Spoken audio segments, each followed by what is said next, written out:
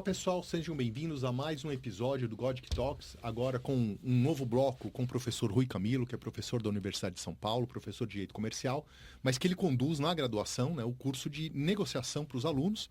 E a gente, num bloco anterior, a gente acabou falando de questões mais preliminares às negociações, como se preparar, como conduzir, etc. E agora nós vamos falar de assuntos mais específicos e entrar efetivamente nas técnicas de negociação, né? Bom, a gente sabe que negociar, né, Rui, é muito lidar com emoções, né? E lidar com emoção, às vezes, não é uma coisa fácil. A discussão pode se aquecer muito rapidamente, a gente precisa saber como desescalar e tudo mais, né? Então, em primeiro lugar, seja bem-vindo novamente. E segundo, explica para mim, Rui, como que a gente consegue lidar com as emoções ao longo de um processo de negociação? Vamos lá. Existe um livro chamado Beyond Reason, né, do Shapiro e Fisher, em que eles dizem um negócio que eu acho fantástico. Assim como você não consegue deixar de pensar, você não consegue deixar de sentir emoções. Então, a emoção vai estar presente sempre, em qualquer coisa que a gente faça. E no momento da negociação, isso vai, que é um momento realmente de certa tensão, isso vai aflorar ainda mais. A gente tem que aprender a lidar, a gente tem que aprender a ler as nossas próprias emoções, trabalhá-las, a transformar as negativas em positivas, eu vou falar um pouco sobre isso. Mas ou seja, é um processo quase de autoconhecimento, é um né? processo de autoconhecimento, de prestar atenção, por que eu estou me sentindo assim, né? Tentar identificar o que está acontecendo e, sobretudo, também entender a emoção do outro lado. Essa emoção do outro lado pode implica, não quer dizer que você vai ter que entrar no nível de estresse, pelo contrário, você tem que evitar que ser contagiado o que a gente chama de sequestro emocional. Quer dizer, se a pessoa começa a estar nervosíssima, começa a gritar, o risco é de você, inclusive, entrar também na mesma situação. Então você tem que aprender a lidar com isso para que ela baixe um pouco a tensão e você consiga transformar essas emoções negativas em positivas, o que é difícil, mas é possível. O que não dá para fazer é negociar gritando, berrando, voz alta. A gente tem que realmente tentar baixar isso para construir uma coisa. Você consegue desenvolver um pouco mais o pensamento voltado por uma técnica para desescalar quando as pessoas começam a gritar, etc? A primeira coisa, eu diria para você que a gente tem que entender quando alguém está querendo extravasar. Então, isso às vezes, eu percebo, muitas vezes a pessoa, ela não percebe, ela coloca a sua posição com muita veemência, porque parece a ela que você não está entendendo a posição dela. Então, quando você diz, eu estou compreendendo a sua dor, eu estou entendendo, eu entendi o que você disse, isso já, naturalmente, a pessoa baixa um pouco, ela já, a mensagem chegou, né? O que eu percebo, sobretudo as pessoas que ficam muito se repetindo, às vezes a pessoa fica se repetindo, a gente fica irritado, mas na verdade ela está se repetindo porque você, ao escutar, não disse, eu entendi, eu ouvi o que você disse isso. Ela às vezes quer perceber que a mensagem chegou. Então, às vezes, a gente tem que, sabe, a pessoa está chorando, eu entendi eu entendo o seu sofrimento, eu entendo a sua dor, já caminha para uma situação de menor tensão. Agora, outra coisa importante também, Marcelo, é a postura. Numa negociação, a gente tem que ter uma postura... assim, a postura pessoal tem que ser uma postura de segurança. A gente tem que olhar no olho da pessoa para ver quem está falando a verdade. E a gente, sobretudo, tem que ter uma linguagem objetiva, uma linguagem clara. E acreditar no que está falando. Eu levei para falar no meu curso de negociação o grande advogado criminalista Antônio Cláudio Mares de Oliveira, que é um dos príncipes da advocacia criminal, que é uma das pessoas que eu conheço que melhor fala. E eu falei, doutor Mares, explica para os alunos como eles podem falar bem. E ele falou, é muito simples. Você quer falar bem de forma convincente? Acreditem no que vocês falam. Se vocês acreditarem no que vocês falam, vocês serão grandes comunicadores. Então a gente tem que também se preparar, a nossa postura é muito importante, para ganhar, para que a outra pessoa sinta da nossa parte confiança no que a gente está dizendo. Né? Então, talvez uma lição importante aqui, em primeiro lugar, a gente tem que manter a calma, olhar no olho para demonstrar que a gente está falando a verdade, que a gente está sendo honesto e sincero naquele processo negocial, né? Mas, logicamente, a gente precisa também tá posicionado de maneira que a gente se convença daquilo que a gente está negociando. Que seria talvez um pecado num processo negocial a pessoa não se convencer que aquela posição é uma posição defensável, né? Aí é uma questão de preparação prévia, né? Você tem que definir a sua estratégia de forma que não caia nessa armadilha de você mesmo achar um absurdo o que você está dizendo, né? Claro que a gente... É muito difícil isso, mas você... Às vezes, como advogado, nós temos que transmitir essa posição do nosso cliente. Nesse caso, às vezes, a gente até usa a técnica de dizer, olha... o meu cliente quer isso, eu entendo a sua posição, mas é a posição do meu cliente. Você acaba, sabe? Então você está explicando por que você está fazendo aquela proposta. Não é que é a posição dele, eu estou sendo o primeiro porta-voz. Agora, uma coisa interessante é o seguinte, quando a gente ouve, a tática de negociar implica ouvir. E também fazer perguntas abertas, não fazer perguntas tipo, por que você não quer isso? O que você quer? Com isso, quando você começa a fazer esse tipo, escuta e faz perguntas abertas, a pessoa que está nervosa, ela já começa a conduzir, ela percebe que você está respeitando a posição dela, você está interessado em saber a posição dela. Isso já gera uma diminuição da tensão e traz a comunicação para um nível de melhor troca. E o que seriam essas perguntas abertas? Você pode dar alguns exemplos? Não, uma coisa que a gente muitas vezes faz na negociação é por que você não quer isso? Por que você não aceita? Isso, percebe? Não é uma pergunta. Isso é uma imposição. Você está dizendo, você está quase acusando a pessoa. Enquanto que, na verdade, a pessoa, quando você faz uma pergunta, olha, qual é o seu interesse? Qual é a sua preocupação? Por que você insiste nesse ponto? Quando você faz isso, você acaba mostrando à pessoa que você respeita. Não quer dizer que você está concordando com ela, mas que você está interessado em ouvir a posição dela. E com isso ela para de gritar, e ela tenta argumentar. E aí se abre um caminho. Né? Então a emoção negativa, ela gera uma escalada, gritaria, rompe uma chance enorme de ruptura da negociação. Quando você consegue mostrar respeito, autonomia, reconhecimento do problema do outro lado, empatia, né? Eu entendo a sua dor, você automaticamente já coloca a discussão em outra base. Bom, a gente sabe que, você já adiantou isso, que há necessidade de ter uma preparação prévia para um processo negocial. Né? Então, além da gente, por exemplo, compreender exatamente o que a gente pode defender, a gente se convencer daquilo que a gente vai negociar, mas, às vezes, existe uma diferença cultural. Por exemplo, uma pessoa que vem de um país negociar com uma pessoa que vem de outro país, etc. Né? Então, sob esse viés, né, de diferenças culturais, por exemplo, o que você recomenda que poderia ajudar num processo negocial? Eu acho que é muito importante você entender o status, reconhecer o status da pessoa na cultura dele. Então, por exemplo, determinados povos orientais dão muito valor aos cabelos brancos. Então, quando você recebe uma comitiva de um país desse com pessoas muito jovens, isso pode ser tido como algo desrespeitoso. Então, sabe, a questão cultural, ela envolve, sobretudo, entender o respeito que a pessoa espera e a forma como ela espera ser tratada, né, conforme o seu status. Isso também exige um certo estudo, uma certa reflexão. Agora, você também não deve ceder isso implica que a gente aceite os padrões dele, né? Então, por exemplo, se a pessoa tem uma sociedade que seja racista, machista, isso não quer dizer que a gente não deve entrar nisso.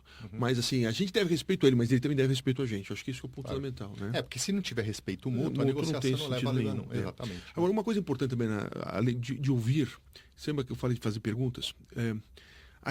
A pessoa faz uma proposta, você acha a proposta absurda. Tente entender o porquê que a pessoa... Mas me explica esse número, me justifique esse número. Até porque eu vou ter que justificar com alguém. Você sabe que é curioso, quando a gente começa a tentar entender a proposta, a gente vai verificar o seguinte, às vezes a pessoa está partindo de dados errados, ou ela está avaliando informações erradas, ou enfim, a gente consegue entender que a divergência está num erro de avaliação da pessoa. Então, de novo, em vez de dizer não quero nem... Me explique. Por favor, se puder me justificar, eu gostaria de entender o seu número, eu gostaria de entender a sua proposta.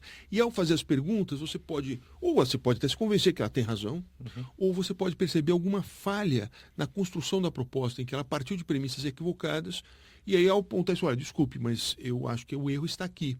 Talvez com isso você consiga até avançar, e a pessoa pode dizer, é verdade, tal, e você consegue avançar por aí também. Então, conhecer muito bem né, os meandros e os detalhes daquilo que eu estou negociando vai ser importante para todo mundo, porque eu não posso partir de uma premissa errada para chegar, porque eu vou chegar no ponto errado, na verdade. Se você vai... A mesma coisa vale para você. Se você está fazendo uma proposta e o seu número não bate com a realidade da situação fática, você vai passar uma situação ridícula, porque eles vão apontar o seu equívoco e isso vai ser muito ruim. Então, você tem que construir a sua proposta, é o que a gente chama de principled negotiation, uma negociação baseada em princípios, em fundamentos. A minha proposta é uma proposta que tem um fundamento, e eu exponho. A outra parte, que tem outra proposta, eu peço também, manifesto o interesse de conhecer a proposta. Quais são os... Me explique esse número. E aí você pode detectar o erro.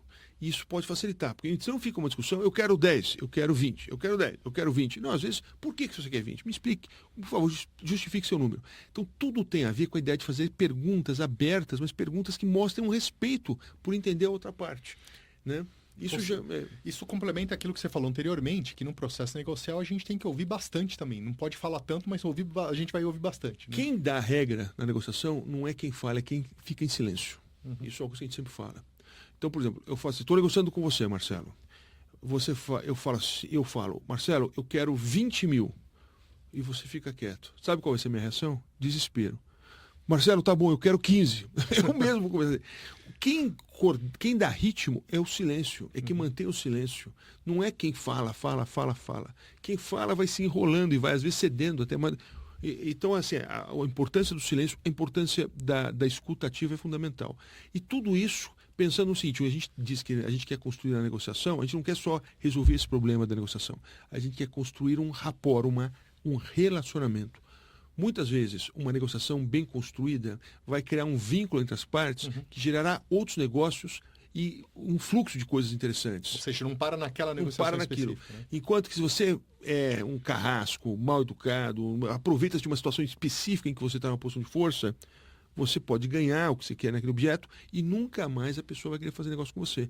Então, a ideia de a gente ouvir, construir negociações integrativas, construir soluções que todo mundo ganha, é criar vínculos para continuar ganhando. Eu tenho várias histórias dessa.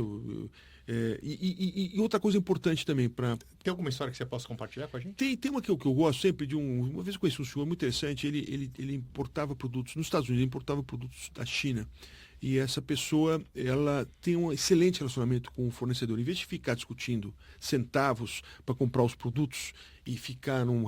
ele era tido como um parceiro. O que aconteceu? Quando começou a pandemia, o industrial chinês lá ofereceu para ele, sabendo, já antecipando que aconteceu um problema, que estava acontecendo na China em novembro de 2020, ele falou assim, olha, vai acontecer um negócio muito grave, você quer fazer uma parceria comigo, exportar, sei lá quantas dezenas de milhões de máscaras para os Estados Unidos?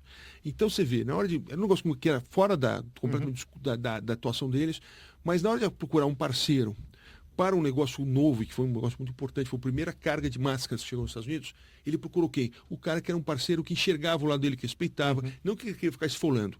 E eu digo isso também, outra coisa importante. A gente, na relação como advogados, a gente vai negociar com o cliente honorários. Isso é um problema. O cliente, muitas vezes, ele vai fazer uma contratação assim, muito ruim para o advogado. Ele não percebe que o advogado, isso desmotiva, isso muitas vezes impede uma relação mais frutífera. E, enfim, eu acho que sempre olhar o lado do outro permite que você ganhe no longo prazo.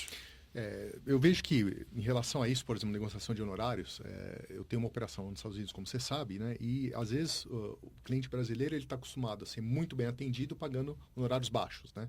E nos Estados Unidos, a remuneração do advogado é muito mais alta que a nossa, em média, né? Isso acaba virando um problema, porque a pessoa ela quer um trabalho de graça para receber no final, com base no êxito, etc. E o advogado americano tipicamente não advoga aceita, desse jeito. Não né? aceita, é verdade. E ele não entende que o advogado americano que aceita só receber no final é o advogado que não vai prestar um bom serviço. Exatamente. Né? Uma diferença cultural. Contingent basis, né? Exatamente. E o advogado americano típico, ele fala assim, olha, eu não vou parar tudo que eu estou fazendo para trabalhar só para você e depois eu ficar pedindo esmola para os outros. Não faz sentido isso. Né? Uma coisa importante sobre honorários, assim, que eu acho importante, a gente quando está se comunicando na negociação, isso é uma coisa que o pessoal da economia comportamental bem mostra, é a ideia de framing, de enquadramento da informação. Né? Então, por exemplo, você está discutindo honorários. Eu quero 10 mil. Por que eu quero 10 mil? Porque essa causa é uma causa que você pode pedir 200. Então, assim, a gente sempre deve explicar para o cliente isso não com relação ao que cobra o advogado ou a advogada do vizinho, que cobra mais barato. Não. Você, se perder essa causa, você vai ter condenado a pagar 20 vezes esse valor. Ou 30. Então, quer dizer, eu sempre digo que a gente deve colocar, olha, considerando que a causa é uma causa importante, uma causa que pode trazer um risco grande para a sua empresa, os meus honorários têm que ser comparados a isso, à perspectiva de uma derrota. E não ao quanto que o outro advogado pode cobrar, que sempre haverá alguém que... Então, assim, é como enquadrar, isso é muito importante. Tá? Perfeito.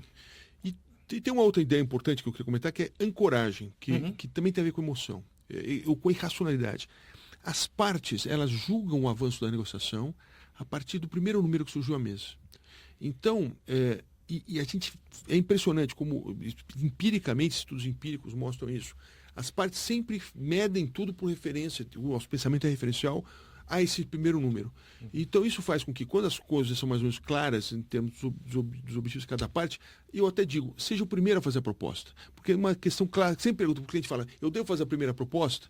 Numa situação em que sejam mais ou menos conhecidas as posições das partes, seja você o primeiro a fazer a proposta, porque a negociação vai se pautar e ser balizada e orbitar em torno do seu número. Então, se eu falo primeiro, eu falo 10 mil, e a gente fecha em 8, eu fico a partir do que eu cedi 2 mil. Né?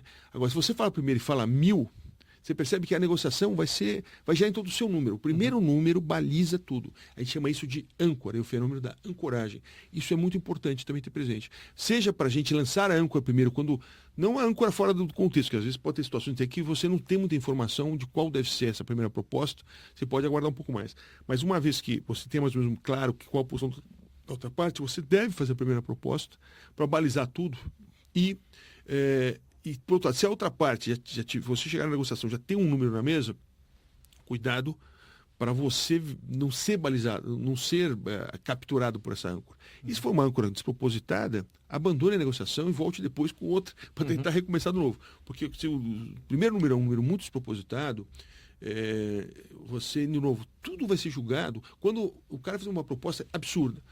Aí você já falou outro número. Ah, mas é muito menos do que eu quero. Sim, mas aquele número que é o primeiro da negociação não tinha nenhum sentido. Então isso não é uma referência. Tá? Certo. Vamos dizer que numa negociação, e a gente até falou um pouco sobre isso, mas eu queria que você aprofundasse um pouco, né? A gente estava numa negociação, por algum motivo aquilo escalou, saiu de controle.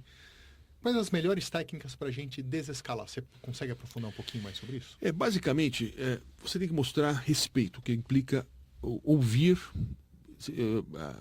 reconhecer o problema, reconhecer a validade da preocupação, reconhecer a dor, né?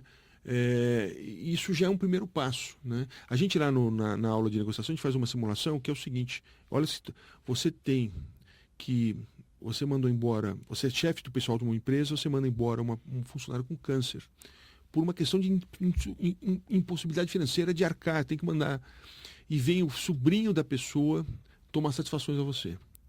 E a gente faz essa simulação no curso de graduação, e é interessantíssimo, porque a pessoa nervosa, né? Meu tio, meu tio deu sangue aqui na empresa, e está com câncer, agora você mandar embora. E eu fico só vendo o que a pessoa vai fazer, fazendo o papel de diretor de pessoal. Poucas vezes a pessoa diz assim, eu entendo a sua dor, eu imagino como você está sofrendo. A pessoa, ela fica numa posição defensiva. Quando isso não vai resolver. Na verdade, não é posição defensiva, dizer, não, eu preciso mandar embora seu tio, porque eu estou mandando embora todo mundo, porque a empresa está quebrada. Não, eu entendo, eu imagino como é doloroso. Eu sei, eu gosto muito do seu tio, eu sei como ele deve estar sofrendo, eu sei como ele está sofrendo. Sabe esse tipo de coisa? Reconhecimento. Isso já implica uma dimensão. Outra coisa que pode muitas vezes estar acontecendo, a autonomia. A gente não deve impor soluções à outra parte. Faça isso, faça aquilo. Às vezes a gente tem que compreender que a reação da pessoa nervosa é porque nós estamos violando a autonomia dela. A gente acha que aquela solução é boa para ela, mas ela até pode ser, mas o fato de estar sendo imposta não é favorável. Então, reconhecimento, respeito e respeito, sobretudo a autonomia e a liberdade da outra parte, sempre vão ter um efeito de desescalar o conflito. Muito bom. Rui, às vezes a gente negocia por conta de uma certa posição. Mas a gente sabe que negociar por posição, ela normalmente não leva a um bom lugar, né? Talvez a gente deva negociar por interesses, né? Sim. Você pode explorar um pouquinho esse assunto? A gente não está aqui, não é uma queda de braço, não é um wrestling, né? A gente está aqui para resolver problemas. E não para ganhar a negociação, a gente está aqui para resolver o problema. Não é quem ganhou, quem perdeu. Resolvemos. E isso implica que a gente, em vez de saber quem cedeu, quem ganhou, o seu interesse foi atendido, o meu interesse foi atendido, está tudo resolvido. Mesmo que eu tenha cedido aqui, você tenha cedido ali. E a tendência nossa é ter uma guerra de trincheiras. A gente fica numa posição, não cede, quando na verdade, às vezes, aquela posição, eu tenho uma outra, eu posso perfeitamente sair disso. E eu vejo muitas vezes, eu estava, uma briga societária, muitas vezes a discussão não é de dinheiro, muitas vezes é pessoal. Então, por exemplo, uma situação em que eu já vi saída de sócio de empresa, a pessoa, ela está de acordo com o valor recebido. o que ela não sabe é como ela vai lidar com o fato de ela estar saindo da empresa. Então, muitas vezes você pode fazer uma homenagem para aquela pessoa, você tem que construir para ela uma versão, né? Que ela está saindo, é uma mudança de gerações, faz uma homenagem para aquela pessoa que está saindo. Reconhecimento O público, reconhecimento né? público, a pessoa às vezes quer isso, então não é dinheiro. Então, eu quero tanto, você quer tanto. Não, às vezes tudo bem, eu percebo isso e eu trago esse reconhecimento que a pessoa quer. E eu resolvi o problema. Então, você percebe, eu atendi o interesse. O interesse aqui que estava impedindo o acordo era o reconhecimento pessoal do mérito da pessoa. É isso. Tá? E para a gente conseguir entender o interesse da pessoa, de novo, a gente precisa ouvir muito e falar pouco, não é isso? Exatamente. Ouvir muito, falar pouco, fazer perguntas abertas e isso. deixar o silêncio dominar quando você... Essas são as melhores técnicas. É isso aí. Rui, muito obrigado por gravar esse segundo bloco com a gente aqui. Eu acho que foi bastante útil, né? Eu recomendo que quem tem interesse busque lá se inscrever, vai participar de um processo seletivo lá do programa de negociação da USP, o PEN. Exatamente, é muito interessante isso. E, de novo, né, o advogado ele vive negociando, não importa a área de atuação dele, etc. Então é muito importante isso, principalmente no direito empresarial. Rui, muito obrigado. Viu? Muito obrigado a você pelo convite, Marcelo. Estamos sempre aí. Um abraço. Muito obrigado, pessoal. Até o próximo episódio.